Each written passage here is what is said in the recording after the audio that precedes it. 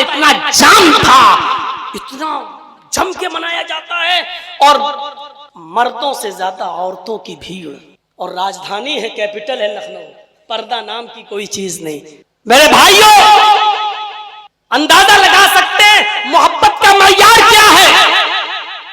ایک صحابی رسول ہے، ان کی بیوی ہے، بچہ ان کی بیوی کے پیٹ میں ہے، اور سنیے کہتے ہیں ابو داؤد کی حدیث، ابو داؤد کی روایت، لیبنان، اے اللہ کے رسول، میری بیوی، اس سے میرے 2 بچے تھے، مثل اللؤلؤین، بالکل موتیوں کی طرح جگمگاتے ہوئے بڑے خوبصورت، لیکن میری بیوی آئے دن آپ کو الٹا سیدھا بولتی رہتی تھی، آئے دن میری بیوی آپ کو الٹا سیدھا کہتی رہتی تھی۔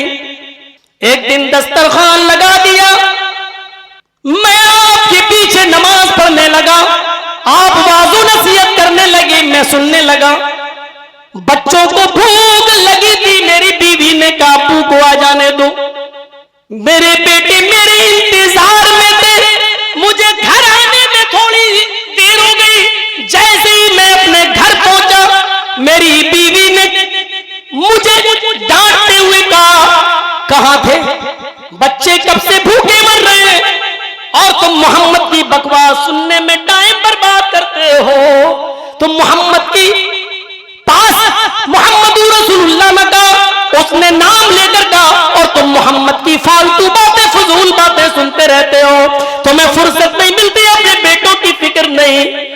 اللہ کے نبی، اس نے آپ کو بد زبانی سے بولا، آج مجھ سے ایک غلطی ہو گئی، فرمایا کیا؟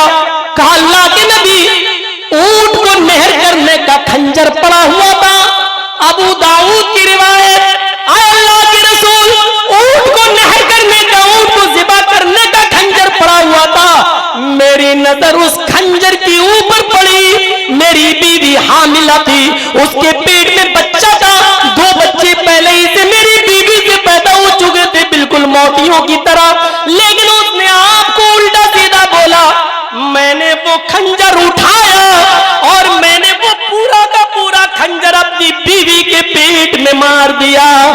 اے اللہ کے رسول، میری بیوی کا پیٹ پھٹ گیا، میری بیوی تڑپ تڑپ کر اسی جگہ پر مر گئی۔ اے اللہ کے نبی، میں مجرم ہوں، میں نے جرم کیا ہے، اگر اس پر کوئی سزا اسلامی شریعت میں بنتی ہے تو میں حاضر ہوں، مجھے سزا دینا چاہیں تو دے دیں، مجھے سب کچھ منظور ہے، لیکن اب آپ کے بارے میں بد کلامی سننا مجھے منظور نہیں، آپ کو کوئی برا بھلا کہے تو یہ سننا مجھے منظور نہیں۔ اللہ کے نبی فرماتے ہیں، جاؤ، اللہ کے سپاہیوں سے انتقام نہیں لیا جاتا، کیونکہ یہ قرآن کا فیصلہ، یہ حدیث کا فیصلہ ہے، دنیا میں کسی کو ناحق قتل نہیں کیا جائے گا، لیکن رسول اللہ کو گالی دینے والے، رسول اللہ کی شان میں گستاخی کرنے والے کی ایک ہی سزا اسلام کے اندر کہ اس کو اس دنیا میں رہنے کا حق نہیں ہے، اس کو اس دنیا میں زندہ رہنے کا ادھیکار نہیں ہے۔ میرے پیارے ساتھیوں، اللہ کے نبی نے اس عورت سے کوئی انتقام نہیں لیا، اس عورت سے کوئی بدلہ نہیں لیا۔ آپ دیکھ رہے ہیں، باپ سے زیادہ محبت، اولاد سے زیادہ محبت، بیوی سے زیادہ محبت اللہ کے رسول سے ہو رہی ہے۔ اسی کو قرآن نے کہا ہے، قُلْ إِنْ كَانَ آبَاؤُكُمْ وَأَبْنَاؤُكُمْ وَإِخْوَانُكُمْ وَأَزْوَاجُكُمْ وَعَشِيرَتُكُمْ، اپنے آباء و اجداد سے زیادہ، اپنے بیٹوں سے زیادہ، اپنے بھائیوں سے زیادہ، اپنی بیویوں سے زیادہ، اپنے خاندان سے زیادہ، اپنے مال و دولت سے زیادہ، اپنی تجارت سے زیادہ، اپنی بلڈنگوں اور محلوں سے زیادہ اللہ اور اس کے رسول سے محبت کرو۔ غار ثور کا منظر یاد ہے، 50 مرتبہ اپنی مسجد کے منبر پر کھڑے ہو کر اپنے خطیبوں سے سنا ہوگا آپ نے حکم۔ یہاں کافروں نے پلان بنا لیا، اور ہر قبیلے کے سردار نے یہ پلان بنایا کہ آج محمد رسول اللہ کے گھر میں گھس کر ہم سب لوگ نبی اکرم پر حملہ کریں گے تاکہ خون کا الزام کسی ایک قبیلے پر نہ آئے بلکہ سب پر آئے، اور یہ قریش، یہ بنو ہاشم کے لوگ پھر سب لوگوں سے بدلہ نہیں لے سکیں گے، سارے قبیلوں والوں سے جنگ نہیں لڑ سکتے۔ اللہ تعالیٰ نے جبرائیل کو بھیج کر نبی اکرم صلی اللہ علیہ وسلم کو باخبر کر دیا کہ ایسی ایسی پلاننگ ہے۔ اللہ کے نبی نے حضرت علی کو بلایا اور کہا اے علی، آج کی رات تم میرے بستر پر میری چادر اوڑھ کر سو جانا، تمہیں کوئی خطرہ محسوس کرنے کی ضرورت نہیں، کیونکہ لوگوں کی امانتیں میرے پاس رکھی ہوئی ہیں، کل ان کی امانتیں ان کے حوالے کر دینا۔ امانت دیکھ رہے ہیں آپ، یہاں تو اپنے بھائیوں کی زمینوں جائیدادوں پر بھی قبضہ کیے بیٹھے ہیں۔ اللہ کے رسول کو امانتوں کی اتنی فکر تھی کہ کافروں نے مارنے کا پلان بنا لیا، لیکن آپ کو فکر تھی کہ اگر میں چلا گیا تو لوگوں کی امانتیں میرے پاس رہ گئیں، لوگ ہم کو کیا کہیں گے کہ محمد تو گیا اور میرا مال بھی لوٹ کے لے گیا، میرا مال بھی مار کے لے گیا، نعوذ باللہ من ذالک، یہ کافر کہیں گے۔ آپ نے کہا علی فلاں فلاں کی یہ امانت ہے، ان کے حوالے کر دینا اور تم مجھے فلاں جگہ پر ملنا، تم بھی مدینہ لوٹ کر میرے پاس چلے آنا۔ حضرت علی رضی اللہ تعالیٰ عنہ اس وقت نبی اکرم کی چادر اوڑھ کر سو جاتے ہیں۔ کتنا بڑا خطرہ مول لیا، کیونکہ کافروں کا پلان تو تھا پورا کا پورا حملہ کرنے کا۔ حضرت علی چادر اوڑھ کر سو رہے ہیں۔ حضرت علی نے فرمایا کہ مجھے ڈر نہیں تھا، کیونکہ اللہ کے رسول نے کہا تھا کہ تم صبح لوگوں کی امانتیں دیکھ کر تم بھی چلے آنا مدینہ۔ تو جب نبی نے کہا تو ساری دنیا جھوٹی ہو سکتی ہے، نبی کا فرمان کیسے جھوٹا ہو سکتا تھا؟ اس لیے مجھے ڈر نہیں تھا، میں جانتا تھا کہ کافر مجھ پر حملہ نہیں کریں گے، کیونکہ اللہ کے رسول نے فرمایا کہ تم لوگوں کی امانتیں واپس کر دینا، یعنی بغیر امانتوں کو واپس کیے ہوئے میں جاؤں گا نہیں، اتنا یقین۔ سورہ یاسین پڑھی اور اللہ کے رسول نکل گئے، کافروں کی آنکھوں پر اللہ نے پردہ ڈال دیا، ان کو دکھائی نہیں۔ اللہ کے نبی اور ابو بکر صدیق جب گئے، آگے بڑھتے گئے، جن لوگوں نے حج کیا ہوگا، عمرہ کیا ہوگا، ان کو معلوم ہوگا کہ مکہ سے چند میل کے فاصلے پر غار ثور ہے۔ وہاں پہنچتے کافر پیچھا کر رہے ہیں، اللہ کے نبی صلی اللہ علیہ وسلم ایک غار میں چھپ جاتے ہیں۔ حضرت ابو بکر صدیق کہتے ہیں رک جائیے، پہلے اس غار کے اندر مجھے جانے دیجئے، دیکھ لیتا ہوں کہ اس غار کے اندر کوئی موذی، کوئی خطرناک چیز تو نہیں ہے۔ حضرت ابو بکر صدیق اس غار میں چھپ جاتے ہیں، اس غار کے اندر گھستے ہیں، چھوٹے چھوٹے سوراخوں کو دیکھتے ہیں، ایک چادر تھی ان کے پاس، اس کو پھاڑ دیتے ہیں اور اس کے ٹکڑے کر کے ان سوراخوں کو بند کر دیتے ہیں اور کہتے ہیں اللہ کے نبی اب آپ اندر آ جائیے۔ اللہ کے نبی اس غار کے اندر داخل ہوتے ہیں۔ فرمایا ابو بکر صدیق بیٹھ گئے، اے اللہ کے نبی آپ اپنا سر میری ران کے اوپر رکھ لیجئے۔ اللہ کے نبی نے اپنا سر ران کے اوپر رکھا ابو بکر صدیق کے، اور سو گئے۔ جب سوئے تو ابو بکر صدیق کی آنکھیں، نظریں غار کی دیوار پر پڑی کہ دو چھوٹے چھوٹے سوراخ ابھی نظر آ رہے ہیں، تو انہوں نے سوچا کپڑا تو ختم ہو گیا ہے، اپنے پیر کے دونوں انگوٹھے ان دونوں سوراخوں پر لگا دیے، ایسے کر کے ان دونوں سوراخوں پر اپنے انگوٹھے لگا دیے۔ نبی اکرم کی ران کا سر ابو بکر کی ران پر ہے، ایک موذی زہریلا جانور نکلتا ہے اور حضرت ابو بکر صدیق کے انگوٹھے میں کاٹتا ہے۔ ابو بکر صدیق کو اس زہریلے جانور کے کاٹنے کی تکلیف تو ہو رہی ہے، لیکن اپنا پیر نہیں ہلاتے، اپنا انگوٹھا نہیں ہلا رہے ہیں، اپنے پیروں کو جنبش نہیں دے رہے ہیں۔ اگر میں نے پیروں کو جنبش دی، اگر میں نے پیروں کو حرکت دی تو پیر ہل جائیں گے، اور اگر پیر ہل گئے تو جناب محمد رسول اللہ صلی اللہ علیہ وسلم کی آنکھ کھل جائے گی، آپ کی نیند میں ڈسٹرب ہو جائے گا۔ غور کرو، رسول کی ذات سے بھی محبت، اور ایسی محبت کہ پیر میں زہریلا جانور کاٹ رہا ہے لیکن پیر نہیں ہلا رہے۔ اگر پیروں کو جنبش دے دی تو پیروں میں حرکت ہوگی، اور پیروں میں حرکت ہوئی تو نبی کی آنکھ کھل جائے گی، لیکن تکلیف اور درد کی وجہ سے آنکھوں سے آنسو آ گیا اور آنسو گر گیا، ٹپک گیا، اور وہ آنسو کا قطرہ محمد رسول اللہ کے نرم و نازک گال پر گرتا ہے۔ آنسو کی گرمی نے محمد رسول اللہ کو بیدار کر دیا، آپ کی آنکھ کھل گئی، اور جیسے ہی نبی اکرم کی آنکھ کھلی، نبی اکرم نے کہا ابو بکر کیا ہو گیا تمہیں؟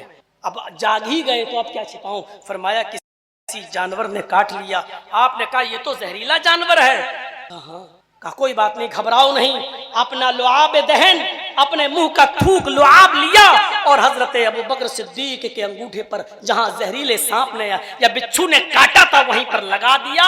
حضرت ابو بکر فرماتے ہیں جس وقت لگایا اسی وقت مجھے ایسی ٹھنڈک محسوس ہوئی کہ پھر لگتا تھا کہ درد کا کوئی اثر ہی نہیں ہے۔ کیوں نہ لوگ سمجھ ہی نہیں پائے محمد رسول اللہ اکیلے نہیں چلتے ہیں، جب یہ چاہتے ہیں تو رب کی رحمتیں بھی ان کے ساتھ چلتی ہیں، برکتیں بھی ان کے ساتھ چلتی ہیں۔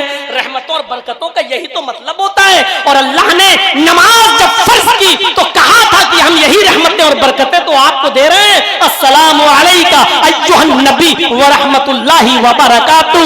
نبی جب چلتا ہے تو رب کی رحمت بھی اس کے ساتھ چلتی ہے، برکت بھی اس کے ساتھ چلتی ہے۔ تو میرے بھائیوں ایسا کیسے ہو سکتا ہے کہ لعاب دہن لگائیں اور ابو بکر صدیق ٹھیک نہ ہو؟ میں یہ واقعہ بیان کر کے صرف اتنا بتانا چاہتا ہوں، یہ محبت کا کون سا معیار تھا، یہ محبت کی کون سی کسوٹی تھی کہ پیر میں بچھو کاٹ رہا ہے لیکن پیر نہیں ہلا رہے ہیں کہ نبی کی آنکھ کھل جائے گی، یہ محبت کا کون سا معیار؟ اور ہم تو شادیوں میں جب آتش بازی چلاتے ہیں تو اس وقت ہی سوچ لیا کریں جو بندوق کی فائر کر رہے ہیں یا جو آتش بازی چلا رہے ہیں یہ بندوق کی فائر اللہ کے نبی نے کہا تھا کہ من تشبہ بقوم فہو منہم، یہ مجوسیوں کی علامت ہے، جو جس قوم کی مشابہت کرے گا قیامت کے دن اسی کے ساتھ اٹھایا جائے گا۔ میرے بھائیوں تصور کرو ہم نکاح جیسے سنت جیسے عظیم کام کے لیے جا رہے ہیں، لیکن اس سنت جیسے عظیم کام میں بھی ہم مجوسیت ہمارے یہاں داخل ہو جاتی ہے۔ ہندوانہ رسم 250-300 باراتیوں کی فوج بلکہ چوروں لٹیروں کی فوج تیار ہو جاتی ہے، غاصبوں اور ڈاکوؤں کی فوج تیار ہو جاتی ہے۔ میرے پیارے ساتھیوں ہم یہ بھی نہیں سوچتے ہیں کہ لڑکی والا کتنا غریب ہے، اس نے کہیں بینک سے لون تو نہیں لیا ہے، اپنی بیٹی کے ہاتھ پیلے کرنے کے لیے اس بیچارے نے کہیں ہماری منمانی بات کو تسلیم تو نہیں کیا ہے۔ لڑکی والا کسی کو کہتے کہ بھائی 20 آدمی لے آنا، ٹھیک ہے لے جاؤ، لڑکی والا کہتے 50 آدمی لے آنا، چلو ٹھیک ہے لے آؤ، لیکن لڑکی والے سے یہ کہنا نہیں صاحب 50 میں ہمارا نہیں بنے گا، 150 آدمی آئیں گے، یہ لڑکی والوں کے گھر پر اس طریقے کی سفارش کرنے والوں سن لو، تم اس کھانے کو کھانے جاتے ہو اس نے تھوکا اور تم نے چاٹا، اس کی دقت یہ ہے کہ بیچارہ 50 کو کھلا سکتا ہے اور تم 150 کھلوا رہے ہو۔ تم کہہ رہے ہو صاحب 50 میں تو کچھ نہیں ہوگا میرا، 200 سے کم میں نہیں بنے گا، وہ کہہ رہا میرے پاس 50 کی طاقت ہے اور تم 200 منوا رہے ہو، یعنی وہ دعوت دے نہیں رہا تم زبردستی لے رہے ہو۔ یہ کہاں کا انصاف ہے، یہ کہاں کی دعوت ہے، اور تم اس کو کہتے ہو صاحب لڑکی والا بلا رہا ہے، اگر کوئی خوشی سے بلائے تو جانے میں کیا حرج ہے، یہ خوشی سے بلا رہا ہے۔ لڑکی والا کہہ رہا ہے 50 لوگوں کو لے آؤ، آپ 200 لے کے جا رہے ہو، آپ 250 لے کے جا رہے ہو، اور آپ کہہ رہے ہو صاحب اس نے مان تو لیا ہے، مجبوری میں مانا ہے، اس کی مجبوری کو اس کی رضامندی تسلیم مت کیجیے۔ یہ کون سا معیار تھا؟ جنگ خندق ختم ہو جاتی ہے، جنگ خندق ختم ہو جاتی ہے، ایک یہودیہ عورت اللہ کے رسول کی دعوت دیتی ہے۔ سنیے، ایک یہودیہ عورت اللہ کے رسول کی دعوت کرتی ہے، اللہ کے رسول نے دعوت کو قبول کر لیا یہودیہ کے یہاں۔ آپ نے اپنے ساتھی حضرت بشیر کو لیا اور کہا چلو، 2 لوگوں کی دعوت اس نے دی، ہم لوگ چلتے ہیں۔ آپ صحابی رسول حضرت بشیر کے ساتھ اس یہودیہ عورت کے گھر تشریف لے گئے، اس نے کھانے میں زہر ملا دیا۔ سنا ہے نا واقعہ؟ میں محبت کا معیار پوچھنا چاہتا ہوں، ایسی محبت بھی آپ نے دیکھی؟ اس نے کھانے میں زہر ملا دیا۔ اللہ کے رسول نے کہا کھاؤ حضرت بشیر سے، آپ نے بھی روٹی کا لقمہ توڑا، آپ نے بھی سالن میں ڈبویا، حضرت بشیر نے بھی ڈبویا، حضرت اللہ کے رسول نے منہ میں رکھا، حضرت بشیر نے بھی منہ میں رکھا، حضرت بشیر نے لقمہ چبایا اور کھا گئے۔ اللہ کے رسول نے لقمے کو چبایا لیکن کچھ عجیب ذائقہ لگا، زہر ملا ہوا تھا، گوشت کا ٹیسٹ کچھ عجیب سا لگا تو آپ نے اس کو تھوک دیا، فرمایا کہ اس کھانے میں زہر ملا ہوا۔ حضرت بشیر نے کیا کہا؟ اے اللہ کے رسول، قسم ہے اس ذات کی جس کے قبضے میں میری جان ہے، جب کھانے کا لقمہ میں نے اپنے منہ میں رکھا مجھے اسی وقت پتا چل گیا تھا کہ کھانے کا ٹیسٹ اور ذائقہ بدلا ہوا ہے، مجھے بدمزہ نظر آیا۔ آپ نے کہا بشیر پھر تم نے تھوکا کیوں نہیں؟ فرمایا اللہ کے رسول میرے سامنے اللہ کا پیارا نبی بیٹھا ہے، اللہ کا پیارا رسول بیٹھا ہے، میری غیرت نے گوارا نہیں کیا کہ منہ کا لقمہ آپ کے سامنے تھا، میں نے بے ادبی محسوس کی، میں نے آپ کی بے عزتی محسوس کی، اگر میں تھوکوں گا تو یہ آپ کی شان میں گستاخی نہ ہو۔ میں اس زہریلے لقمے کو کھا گیا، اس زہر کے اثر سے حضرت بشیر بعد میں انتقال کر، اللہ کے رسول نے اپنا قصاص تو معاف کر دیا، اے یہودیہ تو نے مجھے زہر دیا میں نے تجھے معاف کر دیا، لیکن حضرت بشیر جو تیرے دیے ہوئے زہر سے انتقال کر گئے ان کا قصاص لیا جائے گا۔ مجمع عام میں اس یہودیہ عورت کو لایا گیا اور اس کو قتل کر دیا گیا، حضرت بشیر کا قصاص لیا گیا، کیونکہ اسلام میں قتل کا بدلہ قتل ہے، اس کا قصاص لیا گیا۔ میں اس واقعے کو سامنے رکھ کر میرے بھائیوں صرف اتنا بتانا چاہتا ہوں آپ سے کہ یہ کون سا معیار تھا محبت کا کہ ذائقہ پتا چل گیا، مزہ پتا چل گیا کہ اس کھانے میں اچھی چیز نہیں ہے، بد مزہ ہے، نقصان پہنچائے گا یہ کھانا، لیکن اس کے باوجود چبا رہے ہیں اور کھا رہے ہیں۔ یہ تھوک اس لیے نہیں رہے کہ محمد رسول اللہ کی بے ادبی ہو جائے گی۔ یہ محبت کا کون سا معیار تھا؟ ایک صحابی، پوچھو یہ علماء بیٹھے ہیں، پوچھو اللہ کے رسول نے ایک صحابی کے ہاتھ میں سونے کی انگوٹھی دیکھی، وہ مسلم شریف کی حدیث، ایک صحابی کے ہاتھ میں سونے کی انگوٹھی دیکھی، آپ نے دیکھا ہے، اٹھاؤ مسلم شریف کتاب اللباس، آپ نے فرمایا ادھر آؤ یہ سونے کی ہے، آپ نے نکالا، فَنَزَعَهُ آپ نے اس کو نکالا، فَتَرَحَهُ اور آپ نے اس انگوٹھی کو زمین پر پھینک دیا۔ اور سن لو محبت رسول کا یہ کون سا معیار تھا؟ سونے کی انگوٹھی کو صحابی رسول کی انگلی سے نکال رہے ہیں اور اس کو زمین پر پھینک دیا اور کہا کسی مرد کے لیے جائز نہیں کہ وہ سونے کی انگوٹھی پہنے۔ کیا کہا؟ کسی مرد کے لیے جائز نہیں کہ وہ سونے کی انگوٹھی پہنے۔ اس سے کیا نتیجہ نکلتا ہے؟ اس سے نتیجہ نکلتا ہے کہ عورتیں سونے کی انگوٹھی پہن سکتی ہیں، مرد کے لیے جائز نہیں ہے۔ اللہ کے نبی نے اس سونے کی انگوٹھی کو زمین پر پھینکا اور آگے بڑھ گئے۔ جب اللہ کے نبی آنکھوں سے اوجھل ہو گئے تو صحابہ کرام کی ایک جماعت وہاں بیٹھی تھی، کھڑی تشریف رکھی ہوئی تھی۔ کسی نے فرمایا اٹھا لو، انہوں نے کہا کیوں؟ اٹھا لو، انہوں نے کہا کیوں؟ کہا سنا نہیں۔ صحابہ کیا کہہ رہے ہیں؟ سنا نہیں۔ محمد رسول اللہ نے فرمایا کسی مرد کے لیے جائز نہیں کہ وہ سونے کی انگوٹھی پہنے۔ میرے بھائی اس انگوٹھی کو اٹھا لے، اپنے گھر میں اپنی ماں کو، بہن کو، بیٹی کو، بیوی کو، کسی کو دے دینا، ان کے پہننے کے کام آ جائے گی۔ آئے دھمائی جمع والوں، کنڈوج والوں، کافو اکناف سے مختلف اضلاع سے تشریف لانے والوں، صبح فجر کی نماز کے بعد یہ تقریر مختلف یوٹیوب چینلوں پر آ جائے گی اور پوری دنیا اس کو سن لے گی۔ جو تقریر آپ کے دھمائی چوماؤں میں ہو رہی ہے، صبح 10 بجے تک یہ پوری دنیا میں گونجنے لگے گی، پھیلنے لگے گی۔ آج کل سوشل میڈیا اتنی آگے بڑھ چکی ہے، اتنی ترقی کر چکی ہے۔ ہاں سنو میرے بھائیوں، یہ آواز میری وہ لوگ بھی سنیں گے جو یہاں موجود نہیں۔ جب وہ سنیں گے تو ان کو بھی اس بات کا احساس ہونا چاہیے یہ محبت رسول کا کون سا معیار تھا، یہ کون سی کسوٹی تھی۔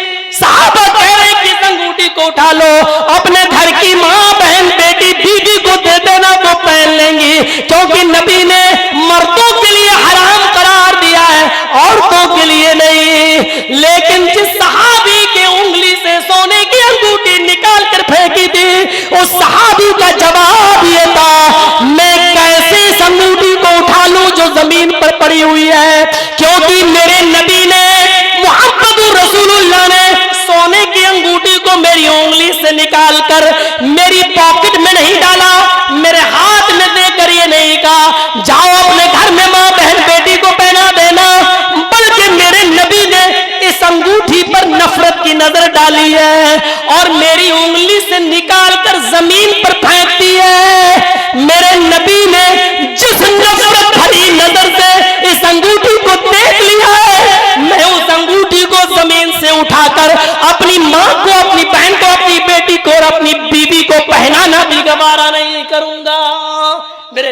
उस अंगूठी पर नफरत की नजर डाली है, मैं उस अंगूठी को भी न उठाना गवारा नहीं करूंगा।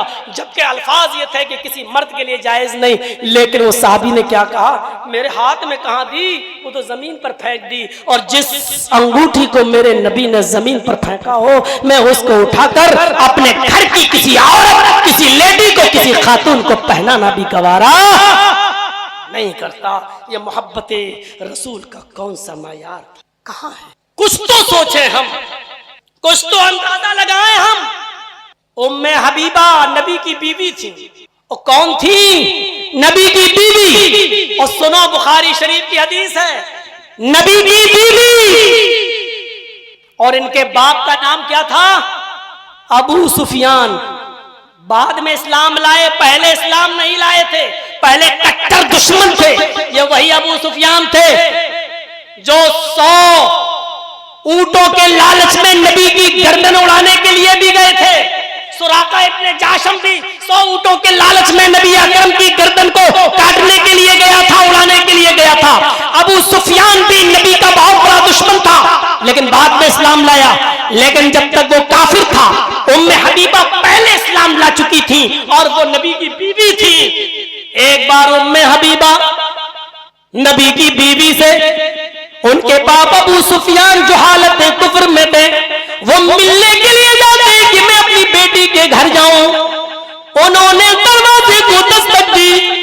बुखारी की रिवायत सुनिए मेरे साथियों, उन्होंने दस्तक दी, दरवाजा खटखटाया, और जैसे ही उम्मे हबीबा ने दरवाजा खोला, क्या देखती है कि सामने मेरा बाप खड़ा है, काफिर बाप है, मुशरिक बाप है।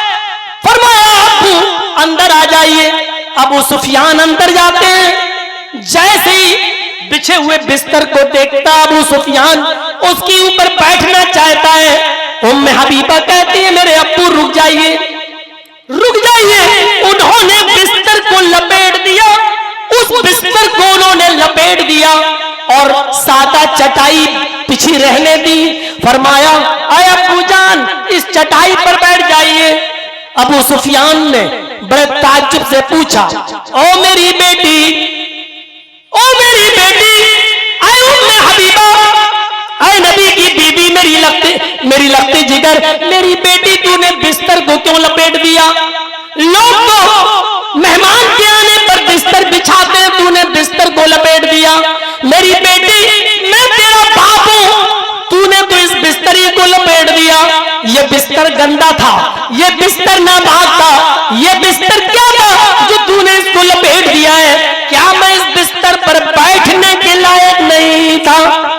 बेटी ने जवाब दिया, सुनिए बुखारी की रिवायत, बेटी ने जवाब दिया, अब्बू जान ये बिस्तर नापाक नहीं है, ये बिस्तर बहुत पाक है। ये बिस्तर इतना पाक है कि इस बिस्तर पर आमिना का लाल तशरीफ रखता है, इस बिस्तर पर फातिमा का बाप बैठता है, इस बिस्तर पर आयशा का शौहर सोता है, इस बिस्तर पर सौदा और ज़ैनब बिन्त जहश का शौहर सोता है, इस बिस्तर पर उम्मे हबीबा का शौहर सोता है। उम्मे हबीबा यानी आपकी बेटी का शौहर, हस्बैंड इस बिस्तर पे सोता है। अरे अब्बू जान, मैंने इस बिस्तर को इसलिए लपेट दिया, इस पाक बिस्तर पर मेरा नापाक बाप कैसे बैठ सकता है, मेरा नजीस और मुशरिक बाप कैसे बैठ सकता है? ये बिस्तर आपके बैठने के लायक नहीं था, क्योंकि इस बिस्तर पर अल्लाह का प्यारा हबीब आराम फरमाता है, यानी जनाबी मोहम्मद रसूलुल्लाह। एक बेटी का अपने मुशरिक बाप को जवाब। भाइयों, मोहब्बत रसूल का ये कौन सा मयार था, मोहब्बत रसूल का ये कौन सा पैमाना था, मोहब्बत रसूल का ये कौन है? और आज हम अपनी जिंदगियों में तलाश करके देखें कि हम कितनी मोहब्बत अल्लाह के रसूल या उनकी सुन्नतों से कर रहे हैं। हम अपने गरीबानों में झांकें और देखें और तलाश। बड़ा दिलचस्प वाक़या सुनाने जा रहा हूं, और सुनिएगा। अल्लाह के रसूल इस दुनिया से रुखसत हो चुके हैं। अबू बकर का जमाना आया, 2 साल खिलाफत की, अबू बकर भी इस दुनिया से रुखसत हो गए। उमर फारूक का जमाना आया, हजरत उमर फारूक रज़ी अल्लाह ताला अन्हु के दौर में बड़े बड़े मार्का, बड़ी बड़ी जंगें हुई, बहुत से इलाके फतह कर लिए गए, लेकिन बड़ा मुश्किल था کسرا کو فتح. کسرا بادشاہوں کا لقب ہوا کرتا تھا اس زمانے میں, تو اس کو فتح کرنا بڑا مشکل تھا اس بادشاہ کے علاقے. کبھی جنگ ہوتی تھی, ہارتے تھے, یہ ہوتا تھا. ایک دن ایران کے بادشاہ نے, ایران کا لقب کسرا ہوا کرتا تھا, تو ایران کے بادشاہ نے خبر بھیجی, آئیے ہم مذاکرات کے لیے تیار ہیں, لڑائی لڑنے سے کوئی فائدہ نہیں ہے, جنگ لڑنے سے کوئی فائدہ نہیں ہے. آج کل بھی ہوتا ہے, دو ملکوں کے درمیان جب تنازع ہوتا ہے تو پہلے بات چیت کے ذریعے مسائل حل کیے جاتے ہیں.